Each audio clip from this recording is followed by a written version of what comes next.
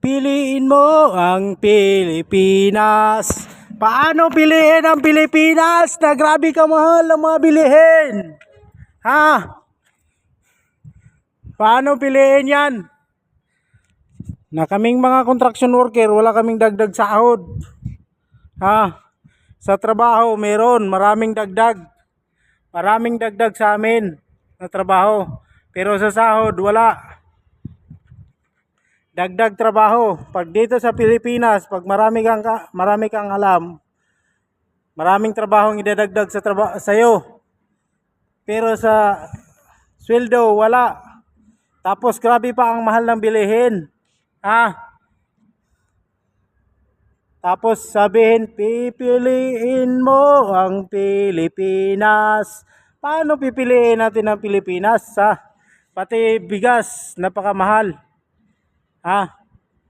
Napakamahal ng bilihin ng bigas. 65 na ang kilo ng bigas. Ha? Paano pipiliin yan? Sa aming mga construction worker, paano na yan? Paano pipiliin yan?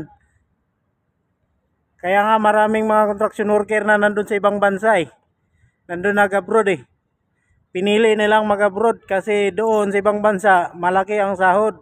Doon din sa ibang bansa, pag marami kang alam na trabaho, dagdag din ang sahod mo. Ha?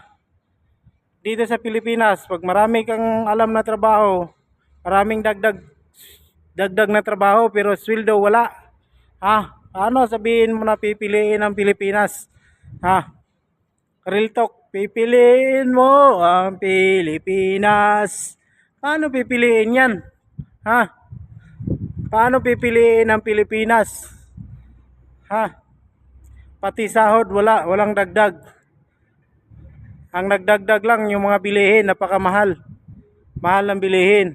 Paano pipiliin ang Pilipinas? Ng valid na ID, kukuha tayo ng mga valid. Kailangan din ng required din ng valid din na ID. Kaya nga kumuha tayo ng valid na ID kasi wala tayong valid. Tapos i-require din tayo ng valid na ID. Di ba kayo? Ano ba paano pipiliin ang Pilipinas niyan? Ha? Kaya nga kumuha tayo ng valid kasi wala tayong valid. Tapos ngayon hahanapan ka ng valid. Ano ba yan?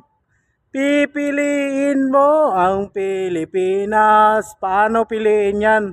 Ha? Nagkalukuhan na. Ha?